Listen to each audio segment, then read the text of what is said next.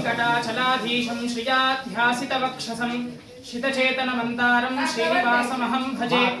कर्कटे चित्रनक्षत्रे जातं सर्वायुधेश्वरं विष्णोः सङ्कल्पवृक्षन्तं चक्रराजमहं भजे। ओं नमो वेंकटेशाय सुदर्शन नारसिंह ब्रह्मणे नमः।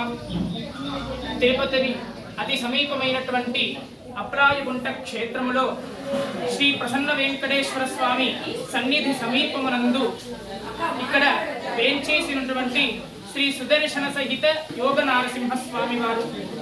ఇక్కడ స్వామివారు ఒకే విగ్రహంలో ఇరువైపుల స్వామివార్లు ఉంటారు. సుదర్శన నారసింహ స్వామి, సుదర్శన స్వామి షోడశ భుజాలతో షోడశ ఆయుధములతో 16 ఆయుధాలను ధరించి స్వామివారు ఎప్పుడూ కూడా మార్గాన్ని చూపిస్తూ ఉంటారు. ఆయన పాదాలు చూసామంటే అటువంటి సుదర్శన స్వామి ఒకవైపున, మరోవైపు యోగ నారసింహస్వామి. సాధారణంగా నారసింహస్వామి ఎన్నో రూపాలుగా ఉన్నారు.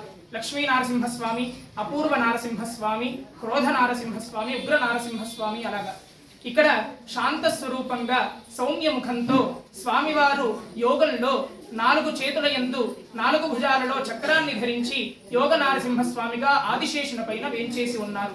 ఇలాగా ఇద్దరు కలయికతో సుదర్శన నారసింహస్వామి షట్చక్ర స్వరూపంగా మనం ఇక్కడ చూస్తూ ఉన్నాము. షట్చక్ర స్వరూపం ఎలాగా అంటే స్వామివారి సుదర్శన స్వామివారి కుడి చేతిలో మొదటి దాంట్లో ఆయుధం సుదర్శన ఆయుధం, అటుపక్క నారసింహస్వామికి 4 భుజాల్లోని 4 చక్ర ఆయుధములు, ఆ ప్రభావలి ఒక చక్రం. ఇలాగా 6 చక్రాలతో కూడి షట్చక్ర స్వరూపిగా ఇక్కడ విరాజిల్లుతూ స్వామివారి దివ్యమంగళ రూపంతో మనకి అనుగ్రహాన్ని చేస్తూ ఉన్నారు.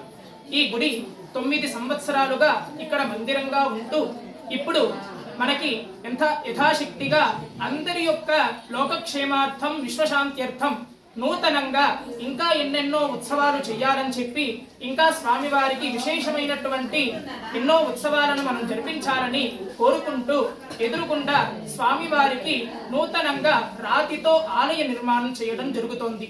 ఆ ఆలయ నిర్మాణంలో శ్రీపాంచరాత్ర భగవత్ శాస్త్ర ప్రకారంగా భూ సంస్కారం దగ్గర నుంచి పూర్తిగా ఏ సంస్కారాలు చెయ్యాలో, ఆ స్వామివారు అక్కడ తిష్ట వెయ్యాలంటే అక్కడ నివసించాలంటే ఏమేమి చెయ్యాలో ఆ సంస్కారాలంతా కూడా చేస్తూ ప్రతి మాసము చిత్రా నక్షత్రము నాడు సుదర్శన హోమం చేస్తూ అదే విధంగా విశేషమైనటువంటి ఒక సంకల్పాన్ని ఆచార్యుల ద్వారా మేము గ్రహించి 1,00,000 సుదర్శన మహాయంత్ర స్థాపన ఇక్కడ చేస్తూ ఉన్నాము.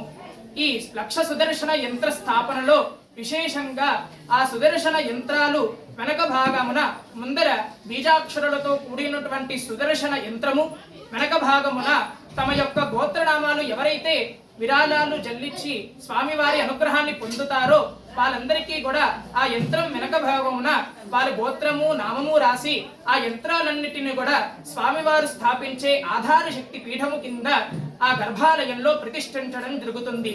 ఆ సుదర్శన యంత్రాలన్నీ కూడా సేకరిస్తూ ప్రతి మాసము కూడా చిత్రా నక్షత్ర హవనము నాడు ఆ సంపాదాజ్య ఆ సుదర్శన హోమ శక్తినంతా కూడా ఆ యంత్రాలలో ధారపోసి ఆ కుంభజలాన్నంతా కూడా అందులో శక్తిని ఆవహించి ఆ యంత్రాలన్నింటికి కూడా శక్తి కలిగించి ఆ తరువాత ఆ ప్రతిష్టా సమయమున అధార శక్తి కింద భాగమున గర్భాలయంలో స్థాపించడం జరుగుతుంది.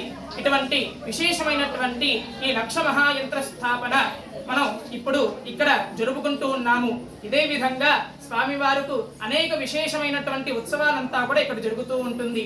కావున 50 మంది భక్తులు అందరూ కూడా ఇక్కడ విచ్చేసి స్వామివారి కృపా కటాక్షములను పొందవలసినదిగా మనవి చేస్తున్నాము. ఓం నమో వెంకటేశాయ.